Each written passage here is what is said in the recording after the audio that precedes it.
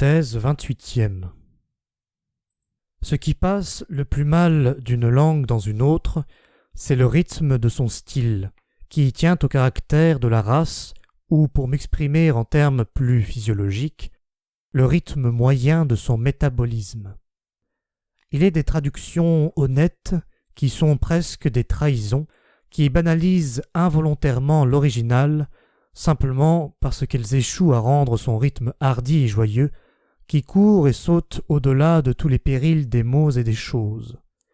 L'allemand, dans sa langue, est à peu près inapte au presto.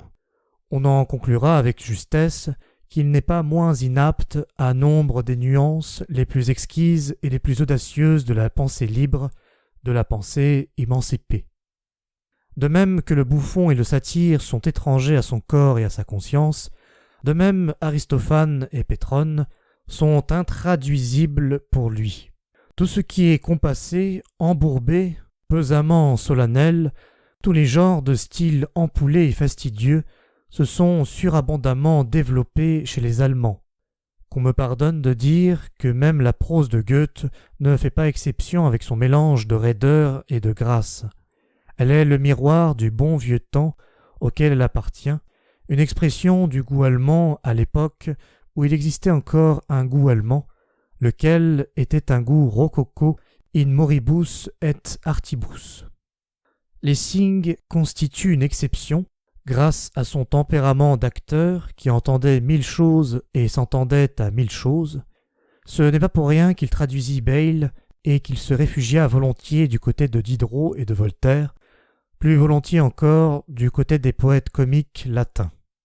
C'est aussi dans le mouvement de son style que Lessing aima la libre pensée, qu'il s'évada hors d'Allemagne.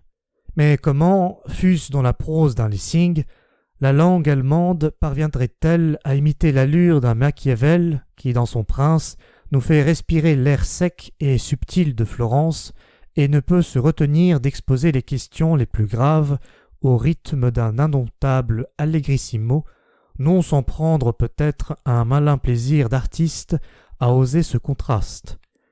Une pensée soutenue, difficile, dure, dangereuse, et un rythme galopant, d'une bonne humeur endiablée. Qui enfin se hasarderait à traduire Pétrone en allemand, Pétrone qui fut plus qu'aucun musicien le maître du presto dans l'invention, l'inspiration et le langage. Qu'importe, en définitive, tous les bourbiers d'un monde malade et mauvais, s'agit-il du monde antique, quand on a comme lui les pieds du vent, l'ample souffle, l'ironie libératrice d'un vent qui purifie toutes choses en les faisant courir.